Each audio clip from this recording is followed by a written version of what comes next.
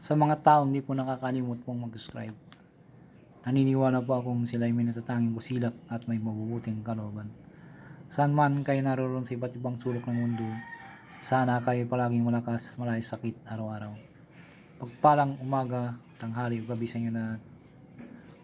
At sa mga ngayon lamang po nakatuklas ng aking YouTube channel, Liwangan ng Pangasinan, huwag na po kayo magtubiling pindutin ng subscribe, like, and share. Pakipindot na rin po ang bell icon para palagi po kayo updated sa aking mga susunod na mga video. Pagkakulog ko po sa inyo lahat, aking mga nalalaman na panggamot sa spiritual, physical na karamdaman at lahat ng mapanggamot ng mga orasyon ay dito po lamang po matutuklasan sa Hiwagan ng Pangasinan. Pakatandaan, pakiingatan lamang po, huwag mong gamitin po sa kasamaan, ipagyabang, huwag nyo palagi nyo pong isa puso't isipan po ang pagtulong sa kapwa at huwag nyo pong ipagyabang na kung may ganito pong usapin po na matuto po kayo magkuhan po, huwag nyo po ipagyabang. At sana po huwag po kayo makalimot pong tumulong sa mga taong hiniga po sa hirap ng buhay. At ito ay napakalaking kayamanan sa langit sa pagtulong sa kapwa at hindi matutumbasan sino man. Kaya ang Diyos na pong balang magagabay po sa inyo na. At sana po maunawaan po ninyo na may Hiwagan ng Pangasinan na nagbabagi po ng mga iba't ibang orasyon na sa itutulong po sa inyo para matulungan ko po kayo sa mga lahat po ng bagay-bagay. At basta tumutok naman po kayo dito sa Hiwagan ng Pangasinan at marami po kayong malalaman po ng mga orasyon, iba't ibang orasyon, sari-saring mga orasyon magagamit po yun sa pang-araw-araw po.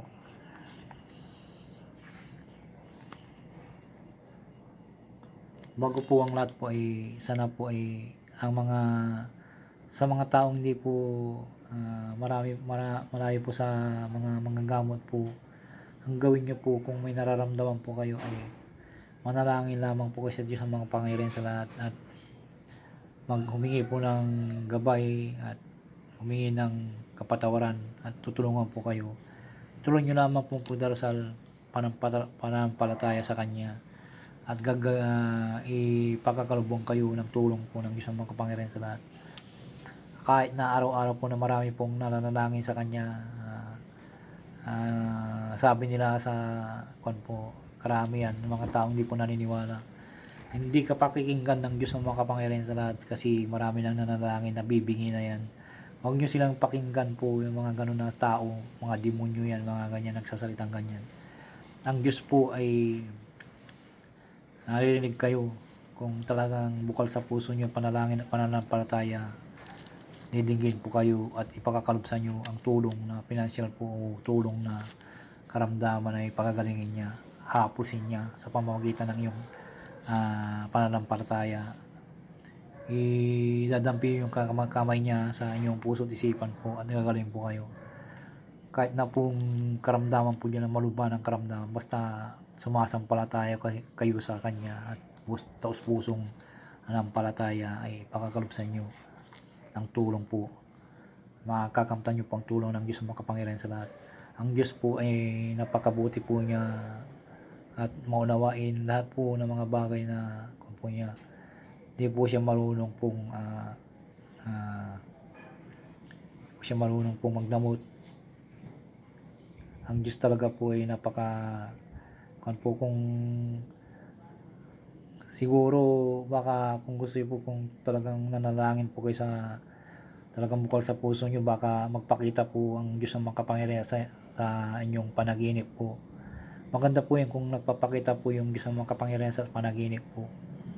Siya ang inyong panaginipan nyo at tuturuan po kayo. Asahan nyo po na hindi po siya nagkukunang Diyos ng makapangyarihan sa lahat na kakausapin kayo, magpaparamdam po sa panaginip po. Kasi nasubukan ko na yan, yung may pumunta sa akin na ginamot ko po, ito po gusto niya po na magpadasal hindi nasa iyo yan na ma'am na kung talagang bukal sa puso mo manalangin po, magpapakita po ang Diyos ang makapangyarihan sa panaginip po yan. Hindi siya nagpapakita sa nagpaparamdam po sa sa panaginip. Makakausap mo yan sa panaginip na taglit lamang po. At tuturuan ka kung ano pong dapat mong gawin. At kung minsan po ang Diyos ang makapangyarihan sa lahat, kung hihingi ka po ng tulong po ay may gagawin po siyang tao na siya ang gagawa po, na siya po ang kukunin niyo po, na siya ang tutulong po sa inyo. Halimbawa po, kung halimbawa po may kailangan po kayo na, Ama, sana po ay tulungan mo ako sa pinansyal, na ihawan mo kami sa kahirapan, o pakaluban mo kami ng pang-araw-araw na aming kakanin sa araw-araw. Tulungan mo kami, Ama. May darating na biyaya po yan kung talagang nanampalataya ka sa Kanya. May darating na biyaya, pero hindi po siya ang magbibigay po, kundi ibang tao po. Para yung ginawa niya lamang pong kasangkapan po yun, na tutulong po sa inyo. Pero ang Diyos ang makapangyarihan sa lahat ang nagkukuhan po sa Kanya, nag-uudyok na siyang nagsasabi na tulungan mo itong tao na to. Kaya dapat po ay huwag kayo mawala ng pag-asa. Kahit na may karamdaman po kayo dyan, mananampalataya lamang po kayo sa Diyos, mga makapangyarihan sa lahat, tutulungan po kayo. Huwag kayong mag-alala at nagagabayan po kayo ng isang makapangyarihan sa lahat. Basta tos puso po kayo manalangin, at higit sa lahat po, mauna po yung humingi po ng kapatawaran at bago mananampalataya sa Diyos ang makapangyarihan sa lahat.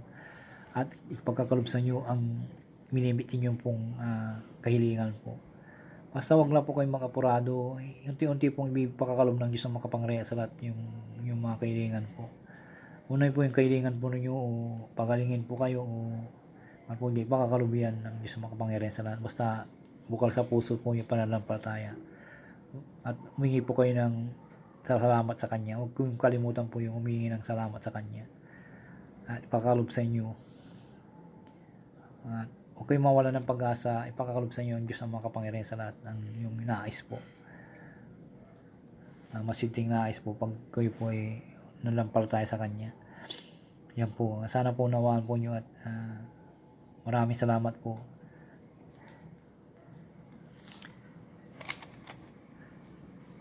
Ang isi-share ko po ngayon po sa inyo yung orasyon sa lakas ng katawan po.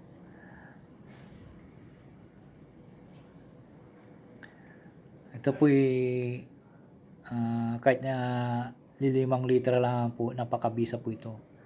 Ang gawin nyo po bago kayo umalis ng bahay, magdasal po kayo ng isang Ama Namin lamang po sa altar. Tapos usalin nyo po yung 3 beses po ito. At ihipon nyo sa dibdib mo yung 3 beses po, o sa tubig, inumin sa kalating baso lamang po. Pag nandun na po kayo sa pinatutungkulan po, kung saan po kayo magtatrabaho, o saan po kayo pupunta, o magbubuhat kayo ng palay, o ano pong babuhatin nyo po, kung pupunta po kayo sa taniman ng palay, o magagapas ng palay, anong pong bubuhatin nyo na mabibigat po, basta may masidin nais po kayo, magbaon kayo ng tubig na lalagyan nyo po. Halimbawa po yung tubig na inuman po, pag nandun po kayo sa pinatungkulan po, huwag niyong kalimutan po, usalin nyo lamang po ng 3 beses po ito na sa isip lamang po, asilom, asilom, asilom. Tapos ibugan nyo po sa lalagyan nyo ng tubig. Pagkatapos po, uminom kayo. Tapos yung usalin po, uminom kayo. Tapos pagkatapos yung inumin, tira ng trabaho po, lalakas po kayo, hindi po kayo madaling mapagod po. Basta may taos puso kayong pananampalataya sa Diyos at humingi ng gabay, ay ikapagkakalob sa inyo ang bisa ng pampalakas ng katawan po ito. Sana po ay naunawaan po nyo. Basta mananampalataya po kayo sa Diyos ang makapangyarihan sa lahat, na sumasampalataya kayo ng taos puso, o tiwala po sa Kanya, ikakasi po sa inyo ang kapangyarihan po ng orasyon na to, at pagkakalob sa inyo. Ito po ay pampalakas ng katawan, at hindi po basta-basta mapagod po. Kahit nasa initan po kayo, na ang trabaho po nyo nasa initan, nagbubuhat po kung ano pong binubuhat nyo, nagbubuhat po ng kaban-kaban na bigas, o nagtatrabaho kayo sa mga gilingan ng bigas, o mabibigat po, yun, pwede nyo pong gamitin po ito. Kung may lalagyan po kayo, ihipon nyo doon tapos iikon nyo po. Pag medyo na magpahinga po kayo, inumin nyo po na naman po para palagi po kayo malakas. At ito po ay malayos sakit rin po ito, palagi malakas. At hindi kayo basta-basta tabla ng karamdaman po. Basta tama lamang po proseso kung gagawin nyo po. Bago umalis ng bahay po ay magdasal ng isang Ama namin at isunod po 3 beses po. Pag nandun na po kayo sa pinagtatrabuhan po ninyo, usalin nyo po 3 beses lamang po. Hindi na po may magdasal ng Ama namin. Usalin nyo lamang po ng 3 beses po ito. At iipon nyo sa lalagyan nyo ng tubig. Pagkatapos po maipo, uminom kayo ng tubig at magtrabaho na po kayo. Tuloy-tuloy na po yan. At maasahan nyo po na lalakas po kayo ang yung pangangatawan po. Hindi po kayo sakitin po. Maraming salamat po. Sana po mag-subscribe kayo, like and share at paki-follow ang aking Facebook page na yan. Maliit na channel, Liwagan ng Pangasinan. At sana po matulungan po ninyo ako at marami po kayo ibabagi po dito. Tulungan nyo lamang po ako at pakakalog ko po sa inyo lahat aking manalalaman po. Maraming salamat po sa pagkuunawa at pagkintindi. Ang nagmamahal po sa inyo palagi ang Liwagan ng Pangasinan. Maraming salamat po.